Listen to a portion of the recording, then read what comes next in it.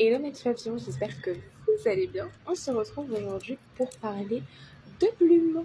Et oui, vous êtes beaucoup à me demander sur Instagram quelle est la signification des plumes grises, des plumes vertes, etc., etc.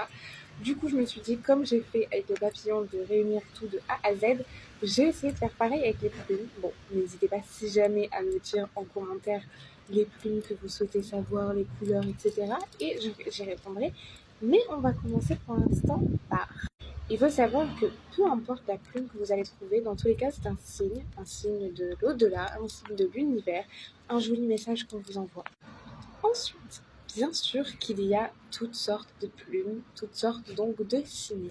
J'ai répertorié une bonne dizaine de couleurs de plumes pour vous expliquer un petit peu leur signification. On commence avec les blanches qui sont significatives de pureté, de paix, de sérénité. Vraiment, quand vous voyez une plume blanche, on vous dit tout simplement que la paix, la sécurité et la sérénité arrivent à vous. Les marrons indiquent que l'équilibre arrive vers vous. Tout simplement, votre vie va être équilibrée et va vraiment se stabiliser. Les grises, on te dit tout simplement patience. Ne t'inquiète pas, on s'occupe de tout. Mais je sais que pour l'instant, il faut que tu sois un peu plus patient. Les bleus, on t'entend et on te porte bonheur. Les noirs, je te soutiens et je te protège. Les roses, la naissance, mais tout particulièrement la naissance d'un enfant. Les plumes rouges, la chance et le courage. Les jaunes, n'aie pas peur de rayonner. Les vertes, la prospérité, la finance. Ensuite, lorsque vous trouvez une plume, n'hésitez pas à la ramasser et à la garder chez vous, sur vous, peu importe, mais gardez-la et ramassez-la. Parce que ça veut dire tout simplement que vous avez vu le message et que vous leur dites merci. Vous m'avez également demandé si la taille de la plume changeait quelque chose ou changeait sa signification. Exemple, si elle était petite, si on me disait tout simplement je te surveille un petit peu.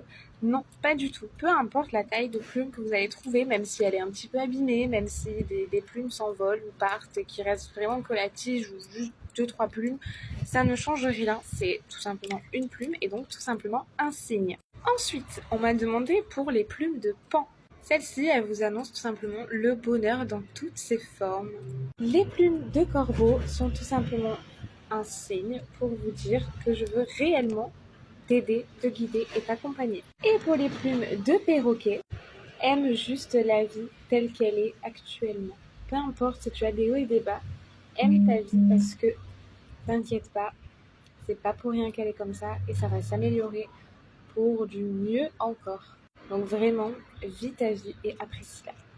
Voilà, je pense que j'ai fait le tour, mais comme je vous ai dit au début, n'hésitez pas à me dire s'il y a une plume de n'importe quelle couleur que vous voulez savoir et je vous répondrai. J'espère que vous m'avez entendu malgré le vent. Je vous envoie à tous plein de positifs. Merci mes petits papillons et à très bientôt. Prenez soin de vous.